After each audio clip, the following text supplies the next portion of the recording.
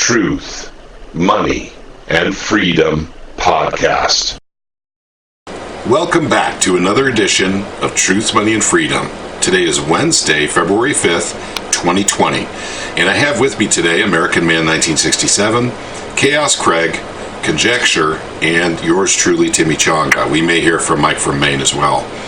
But here we want to talk about slacktivism, or we're going to throw a few other terms in for slacktivism, like, couch activism or couchtivism, and, whatever, Conjecture has a dozen words for it. But we want to talk about that because Conjecture and I had a conversation earlier that was kind of interesting. Why is it people just get on social media and complain about things as opposed to actually doing something about it? So, guys, the conversation's wide open. Let's get her going.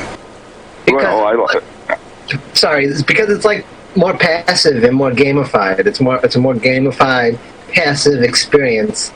It's more infotainment type of oriented, So it's entertaining. Yeah, it's more like it's more of a gamified experience. Do you think it's somewhat narcissistic because of the echo chamber quality of it? For instance, the constant feedback loop? From the same tribe you're in? Yeah. I'm not sure if I would call that narcissism. But yeah, that because of the way all the feeds sync and because of how they harmonize, that can definitely happen where you get some sort of feedback loop, and then then you're wondering, am I in a feedback loop right now? Well, let me give this a little bit more direction. For instance, I'm a guy who's been active basically with politics for most of my life, and I understand that it's not worth my time to talk to anyone on the federal level at all about anything ever. Because they just don't give a crap. They really don't. Yeah, tell me about it. Yeah. But on the local level, these people are much closer to you. You see them in the grocery store. You meet your state folks, your county folks, your city folks. And they want your vote. They want your vote, and they're much less likely to get billions of dollars put into their campaign funds, than the people in Washington. So they're much more apt to listen to you. What say you guys? Well, I say that right now, politicians are ruining this country, and that's one of the main reasons why slacktivism exists. We have been dummied down through television, movies, music video, the internet. We've been taught to be lazy and inactive and not to be proactive when it comes to our civil liberties or whatever side of the fence that you're on as far as, politics go. I believe that Americans have become complacent, they've become lazy or overburdened economically, and they're too busy out here trying to put food on the table. And uneducated. Yeah, that's very uneducated. Good point. Well, at least not educated in the financial sense. I mean, they can't even balance a checkbook. Yep. Well, they're not educated enough. Go ahead, I'm sorry. Well, I'm guilty of not balancing a checkbook once in a great while. It cost me $30 to be 1 penny overdrawn once, and that was my fault. At least you're honest. Yeah, but it still cost me $30. Good point. But no, I mean, as far as being uneducated, we've relied on the public school system, and our educational system has dummied our youth down and not taught them to, Yeah, it's failed everybody at least the last 20 years. Easy. Even before that. I think that's the Department of Education, which came in under Jimmy Carter. Right. That became a cabinet level position. I think that's probably when it started. Well, now they got this thing called whole language. You don't even have to spell the word right, and you still get an A. Yeah. They stopped that. Yeah, it was another nail in the coffin to put our civil liberties in a grave. And if you guys don't mind, I'd like Conjecture to chime in on this. He had a lot of very interesting things to say on this subject earlier. Oh, yeah. Why? I was just talking to Stronghorse, and he was telling me that one of the main things that is, pushing everyone towards slacktivism is television. People sit there for hours a day in front of the idiot bot. Hours and hours, and it's so bad, just sitting there, that even the UK government has subsidized it. Back in the 50s when TVs were expensive, they got people to give you loans to buy one, or the banks. Yeah, there is a lot of entertainment out there. Yes, too much. Well, let's not forget all the government regulations that takes the wind out of our sails and makes us feel defeated. Well, that's true too, but once again, becoming active on a local level, you guys remember now, the Founding Fathers intended the states to have 99% of all the power. True. And because that's where, basically all your local people were.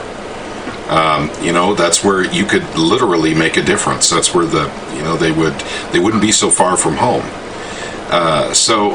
This is the reason why I even asked the question, or even, this whole podcast was based on, we understand that you can't get anything done in Washington. We understand that.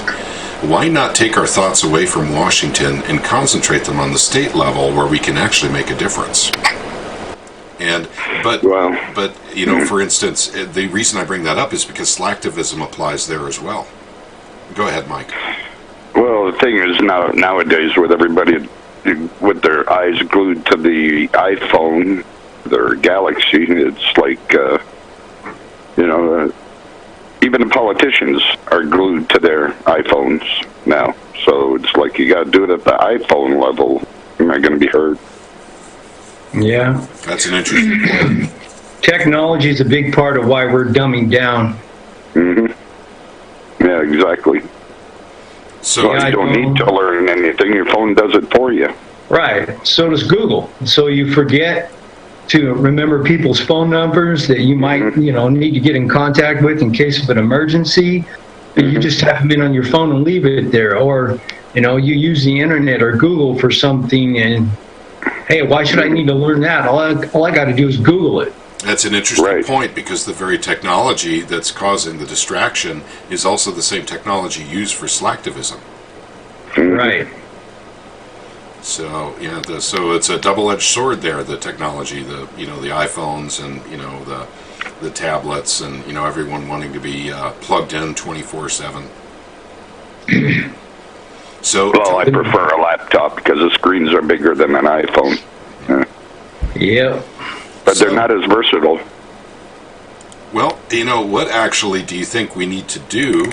What would be necessary to get people to actually start getting involved again in having some kind of say in their local government? Remember now, we're forgetting about the federal government. It's a waste of time. Right. Well, you can get involved in your local city politics and your county politics and your state politics. Go to your local city in your government meetings and your town meetings. Right. Meet with your local government officials, and if they're doing things that you don't like the Constitution, and speak up and tell them something. Yeah. Yep. Make your neighbors aware of what's going on, and if they don't want to get involved, let them know that, there's going to be a price to pay because there's not enough people getting involved and speaking up against the government. Here's the other thing, and this has been done, and I'm sure you're all very aware, the CIA planted the seed a long, long time ago. People believe that people like us try to do the things that we're doing. We're called, what is it, the label that they've given us? Yeah, but conspiracy theorists. Yeah, well, people don't want to come out in the forefront. They'd rather stay in the shadows. They don't want their faces seen, voices heard. So they might give you a like, but that might be as far as they'll go as far as participation. Well, here's the end result of that, though. If we are not to do anything, if we're to be just slacktivists and not actually participate, then basically we're just cattle being prodded along, right? Yes. Right to the slaughterhouse? Yeah. Mm-hmm. Okay. Exactly. Or at the very minimum, a slave on the plantation.